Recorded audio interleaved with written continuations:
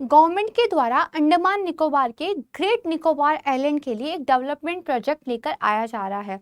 इस परियोजना की कीमत लगभग 75,000 करोड़ रुपए है, यानी कि काफी बड़े लेवल पर इस परियोजना को सरकार की तरफ से फंड दिया जा रहा है। हालांकि इस प्रोजेक्ट को काफी मिक्स्ड रिस्पॉन्सेस मिल रहे हैं, जहां एक तरफ ये कहा जा रहा है कि इससे इस आइलैंड पर न केवल राष्ट्रीय बल्कि अंतर्राष्ट्रीय पर्यटन को बढ़ावा मिलेगा। वहीं दूसरी ओर कुछ लोगों का ये कहना है कि इससे जो अंडमान निकोबार का एक फ्रेजाइल इकोसिस्टम है ये प्रभावित होगा। देखिए, अंडमान निकोबार जो दुनिया के जैव विविधता यानी कि बायोडाइवर्सिटी हॉट स्पॉट है उनमें से एक माना जाता है।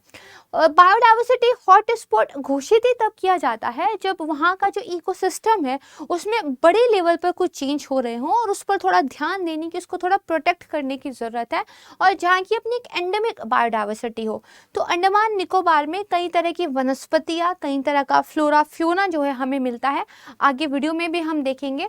बल्कि ये वहाँ पर अब ओरिजिनल ट्राइब्स का भी एक निवास स्थान है। अंडमान निकोबार में बहुत कम जगह पर लोग बसे हुए हैं और उसमें से भी अधिकतर ट्राइब्स बसी हुई हैं। ये जो ट्राइब्स हैं इनको एक एक्ट के द्वारा प्रोटेक्ट भी किया जा रहा है। इन परियोजनाओं की वजह से उन ट्राइब्स के जीवन पर भी प्रभाव पड़ने की आकांक्षा जताई जा रही है।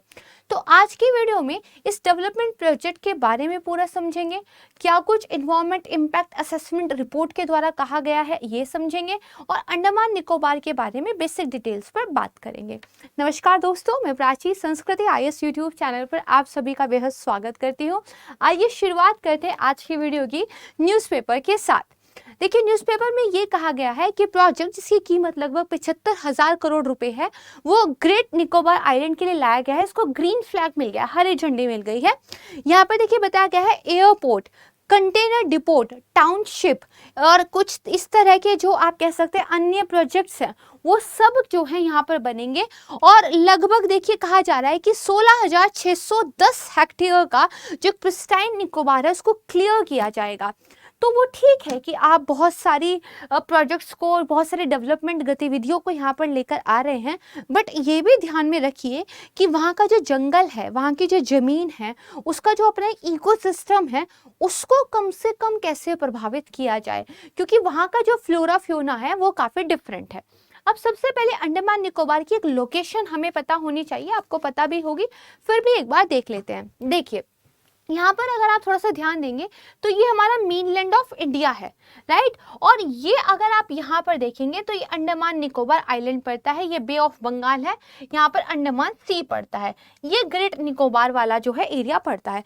तो आप देखेंगे मेनलैंड ऑफ इंडिया से काफ़ी दूर बंगाल की खाड़ी में जाकर अंडमान सी के पास ये पूरा का पूरा एरिया पड़ता है। इसको थोड़ा सा ध्यान रखिएगा, ठीक बात है। अब देखिए, अब इस डेवलपमेंट प्लान की बात करते हैं। यहाँ पर देखिए बेसिकली एक नेस्टिंग एरिया भी है, यहाँ पे आप देखेंगे एक मेन नेस्टिंग बीच भी है, और ये पूरा का पूरा आप जो है एक डेवलपमेंट प्लान इसमें कर रहे हैं। तो आप देखेंगे कि काफ़ी ह्यूज लेवल पे इस प्रोजेक्ट को बनाया जा रहा है। जैसे पर्यावरण मंत्रालय का जो एक पैनल है उसने निकोबार द्वीप पर, मैंने आपको बताया, 16,610 हेक्टेयर की परियोजना को मंजूरी दे दी है।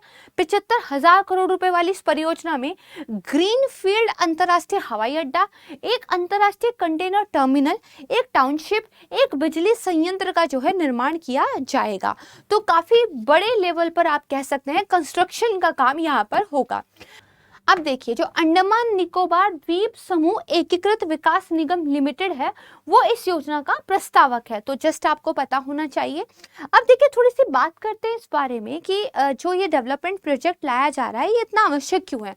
देखिए, मैप में आपने लोकेशन देखी थी, तो ये हिंद महासागर में बेसिकली इसका अगर आप देखें तो एक अवस्थिति रहती है।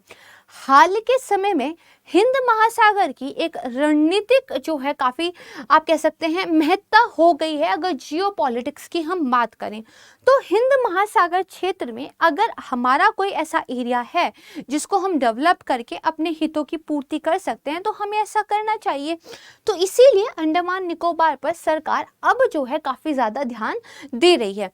तो यही बताया गया है कि इसका जो रणनीतिक महत्व है उस रणनीतिक महत्व के जरिए यहाँ पर रणनीतिक विकासात्मक गतिविधियां जो है आवश्यक हो जाती है। तो ऐसा नहीं है कि सिर्फ डेवलपमेंट के पॉइंट ऑफ व्यू से हम ऐसा कर रहे हैं कि स्ट्रैटेजिक इसकी लोकेशन है, इसलिए भी हमें वहां पर क्या है, विकासात्मक गतिविधियां करनी होंगी। ये देखिए बताया गया, थोड़ा सा ये जो कलर आपको दिखाया गया है, यहाँ पर बेसिकली जो है काम बनेगा। ये कैम्पबेल बे यहाँ पर बनता है, यहाँ पे अंडरसन बे आता है। ये अगर आप देखेंगे तो ये गालाथिया नेशनल पार्क है, और यहाँ पे ग्रेट निकोबार बायोस्फीयर रिजर्व है, यहाँ पे कैम्पबेल बे नेशनल पार्क है, ठीक है। उसके अलावा यहाँ पे देखिए ये एक प्रपोज्ड पोर्ट है जो यहाँ पे बनाया जाएगा, और यहाँ पे एक मरीना बनाया जाएगा इको टूरिज्म के लिए। तो कहीं ना कहीं आप देखिए ये जो आप कह सकते हैं राष्ट्रीय उद्यान है, बायोस्फीयर रिजर्व्स हैं, इन पर कंस्ट्रक्शन की गतिविधियों का प्रभाव तो पड़ेगा। जैसे जो इन्वायरमेंट इम्पैक्ट असेसमेंट रिपोर्ट है, उसके द्वारा ये कहा गया है कि इस कंस्ट्रक्शन की गतिविधियों का एक नेगेटिव इम्पैक्ट यहाँ के इस इकोसिस्टम पर जरूर पड़ेगा, और इसको लेकर उन्होंने कुछ कंसर्न्स भी जारी किए हैं। उन्होंने ये भी कहा है कि इसकी वजह से जो आप कह सकते हैं कार्बन मोनोऑक्साइड है, उसकी सांद्रता बढ़ेगी, और कार्बन मोनोऑक्साइड की सांद्रता बढ़ने से यहाँ का जो एक इकोलॉजिकल बैलेंस है वो बेसिकली खराब होगा। इसके अलावा हम सब जानते हैं कि कंस्ट्रक्शन एक ऐसी गतिविधि है जो हमारे पर्यावरण पर डायरेक्ट प्रभाव डालती है। अगर आप इतने लेवल पर कंस्ट्रक्शन कर रहे हैं तो उसका असर पड़ना तो लाजमी है। तो इन्वायरमेंट इम्पैक्ट असेसमेंट EIA, जो कि आपके सिलेबस का भी एक पार्ट है, दरअसल उनकी तरफ से भी, उस रिपोर्ट की तरफ से भी कंसर्न्स जो है जारी किए गए हैं। यहाँ पर अगर आप थोड़ा सा और डिटेल में देखें तो जो ये वाला आपका पूरा क्या है, ये अंडमान पड़ता है। यहाँ पे कोको चैनल है, फिर नॉर्थ अंडमान है, middle Andaman, then south Andaman, और ये लिटिल अंडमान बनता है। फिर ये अंडमान सी हो गया, यहाँ पे 10 डिग्री चैनल आता है, इसको याद रखिएगा। फिर आपका कार निकोबार है, उसके बाद यहाँ पे देखेंगे तो आपका लिटिल निकोबार है, और ये आपका ग्रेट निकोबार है, और फिर यहाँ पे ग्रेट चैनल इंदिरा पॉइंट जो है पड़ता है। तो इसको इसी सीक्वेंस में याद कीजिएगा, क्योंकि प्रीलिम्स में कई बार आपको इसे नॉर्थ टू साउथ लगाने के लिए क्वेश्चन जो है पूछा जा सकता है। तो देखिए जो पारिस्थितिक वैज्ञानिक हैं और जो शोधकर्ता हैं, वो बेसिकली इस परियोजना की गतिविधियों को लेकर चिंता जाहिर कर रहे हैं।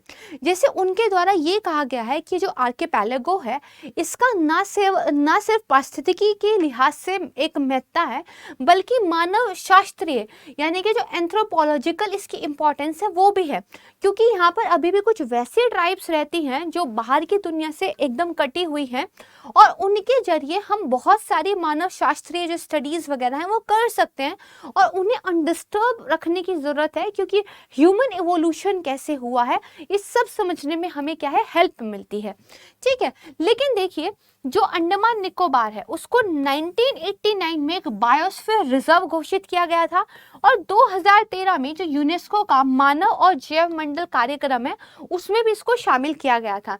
यानी कि इस एरिया की अपनी इंपॉर्टेंस है, इसीलिए देखिए इसको यूनेस्को के मानव और जो जैव मंडल कार्यक्रम है, मैप प्रोग्राम जिसको बोलते हैं, उसमें भी बेसिकली शामिल किया गया है। अब देखिए अब बात करते हैं कि ये तो समझ में आ गया कि अच्छा ठीक है कंस्ट्रक्शन होगा तो जो है आइलैंड पर प्रभाव पड़ेगा। थोड़ा फैक्ट्स के साथ बात करते हैं। सबसे पहले तो देखिए इस परियोजना के चलते 8.5 लाख से अधिक पेड़ों की कटाई और करीब 12 से लेकर 20 हेक्टेयर जो मैंग्रोव वन है उनका नुकसान होने की संभावना है। जहां एक तरफ हम मैंग्रोव फॉरेस्ट के प्रोटेक्शन की बात कर रहे हैं, वहीं दूसरी तरफ हम अपनी गतिविधियों की वजह से उनको हानि भी पहुंचा रहे हैं। सेम इसी तरीके से जो अंडमान निकोबार है वहां पे रेन फॉरेस्ट पाया जाता है, वो अपने आप में एक इम्पॉर्टेंट फॉरेस्ट है। अगर आप 8.5 लाख के लगभग पेड़ काटेंगे तो अपने आप में बहुत ही ज्यादा नुकसान जो है हम पर्यावरण के संदर्भ में कर रहे हैं। ट्री जो कि कार्बन डाइऑक्साइड को सोखते हैं, जो ग्लोबल वार्मिंग को कम करते हैं, हम जो है वापस से क्या कर रहे हैं, उसको रिवर्स कर रहे हैं। इसके अलावा देखिए जो मूंगा है, कोरल्स हैं, उनको काफी नुकसान होगा क्योंकि यहाँ पर कोरल्स मिलते हैं, तो कोरल्स को फर्क पड़ेगा अगर आप इस तरह का कंस्ट्रक्शन करेंगे। यहाँ पे जो शोम्पेन जनजाति है वो बेसिकली निवास करती है और वो बाहर की दुनिया से कट के रहने वाली जनजातियां हैं, तो उन सब पर इसका सीधा असर देखने को मिलेगा। इसके अलावा जो लेदर बैक कछुआ है, खारे पानी का मगरमच्छ है, इस तरह के जो दुर्लभ जीव हैं उनका ये घर है और इन सब को आप क्या डिस्टर्ब करने वाले हैं। इसके अलावा यहाँ पर थोड़ा सा ध्यान रखिए, यहाँ पे मेगापोड जो है मिलता है, ठीक है, और मेगापोड के जो घोंसले हैं 51 में से लगभग 30 घोंसलों के स्थायी रूप से नष्ट होने की संभावना है। मोर देन 50% घोंसले अगर नष्ट हो जाएंगे तो इस पर्टिकुलर जीव की आप कह सकते हैं पॉपुलेशन पर बहुत गंभीर प्रभाव इसका पड़ेगा। और यही एक रीजन है कि सुनने में कितना भी अच्छा लगता हो कि 75,000 करोड़ रुपए का एक विकास प्रोजेक्ट सरकार लेकर आई है, लेकिन अगर डिटेल में स्टडी करें तो थोड़ा हार्मफुल ये हो जाता है। हालांकि जो पर्यावरण मंत्रालय का एक पैनल है, उन्होंने ऐसा नहीं है कि सारी चिंताओं को इग्नोर किया है, उन्होंने अपनी तरफ से आश्वासन दिया है। उन्होंने कहा है कि 3 इंडिपेंडेंट कमिटीज का जो है हम निर्माण करेंगे और तीनों को अलग अलग काम देंगे। जैसे एक प्रदूषण से संबंधित मामलों की देखरेख करेगी, दूसरी जो है बायोडाइवर्सिटी के बारे में देखेगी और तीसरी समिति शोम्पेन और जो निकोबारी जनजाति हैं उनके कल्याण और उससे रिलेटेड जो मुद्दे हैं उनको देखेगी। तो तीनों कमिटीज क्या कहेंगी, इन फ्यूचर क्या डेवलपमेंट होता है, तब हम इस पर जो है दोबारा से बात करेंगे। अब थोड़ा सा जो ग्रेट निकोबार है इसके बारे में बात कर लेते हैं, क्योंकि न्यूज में है तो स्टैटिक पोर्शन पता होना चाहिए। तो ग्रेट निकोबार, जैसा कि हमने मैप में देखा था, ये निकोबार द्वीप समूह का सबसे दक्षिणी द्वीप है। यहाँ पे आप देखेंगे तो अगेन जो आपका गालाथिया रिजर्व था वो पड़ता है, ठीक है। इसके अलावा ये जो व्हाइट कलर है तो नॉन रिजर्व लैंड है, ठीक है। उसके बाद जो ये येलो कलर का एरिया दिख रहा है बेसिकली ये आपका कैम्पबेल बे नेशनल पार्क पड़ता है और ये बीच में रिजर्व बफर जोन पड़ता है, ठीक है। तो इसको ध्यान रखिएगा, ये ग्रेट निकोबार बायोस्फीयर रिजर्व का पूरा हिस्सा बनता है, इसको ध्यान रखिएगा। इसमें करीब 1,38,70 हेक्टेयर जो है आदित्य संकटग्रस्त उष्णकटिबंधीय सदाबहार वन पारिस्थितिकी तंत्र शामिल है। जैसा कि मैंने आपको बताया ट्रॉपिकल एवरग्रीन फॉरेस्ट जो है वो यहाँ पर है और आप इसी को डिस्टर्ब करने की बात कर रहे हैं। इसका एक बहुत समृद्ध पारिस्थितिकी तंत्र है और इसमें एंजियोस्पर्म, फर्म, जीमोस्पर्म, बायोफाइट्स की कम से कम 650 प्रजातियां जो है शामिल है। तो फ्लोरा फौना के मामले में काफी क्या है, समृद्ध है। जीवों के संदर्भ में बात करें तो 1800 से अधिक इसकी प्रजातियां हैं और कुछ तो क्या है, स्थानिक है, एंडेमिक है, यानी कि वो सिर्फ यही मिलती हैं, वो और कहीं मिलती ही नहीं है। अगर वो यहाँ से नष्ट हो गई तो उनका अस्तित्व ही समाप्त हो जाएगा।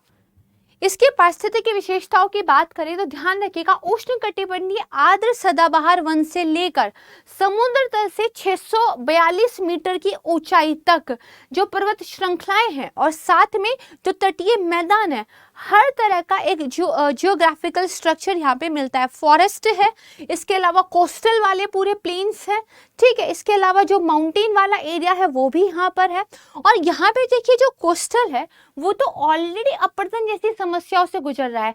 अगर आप इन तटीय क्षेत्रों पर कंस्ट्रक्शन का काम करेंगे, जो अपरदन है, जो इरोजन ऑफ कोस्टल है, जिसके बारे में क्वेश्चन भी आया यूपीएससी में, वो प्रक्रिया क्या है, और ज्यादा तीव्र हो जाएगी। अगर जनजातियों की बात करें तो 2 इंपॉर्टेंट जनजातियों का नाम यहाँ पे याद रखिएगा। शोम्पेन जनजाति जो बायोस्फीयर रिजर्व के जंगलों में विशेष रूप से जो नदियां हैं या नदियों के जो किनारे हैं वहां रहती है, और निकोबारी जो कि पश्चिमी तट के साथ क्या बस्तियां बनाकर रहते हैं। तो इन 2 जनजातियों के आपको बस थोड़े से नाम याद हो, दैट विल बी इनफ। तो यही था इस टॉपिक में बेसिकली। तो अंडमान निकोबार के अंदर जो बायोस्फीयर रिजर्व है, जो नेशनल पार्क है, उनके नाम थोड़े से याद कर लीजिएगा। और अंडमान निकोबार की जो लोकेशन है, जो नॉर्थ टू साउथ एक सीक्वेंसिंग में लगाते हैं, ये ध्यान रखिएगा और थोड़ा सा इस मुद्दे पर जो है एनालिटिकल अपने जो है सोच विकसित कीजिएगा। बहुत जल्द मिलूंगी मैं आपको एक नई वीडियो के साथ, तब तक के लिए नमस्कार, धन्यवाद, जय हिंद।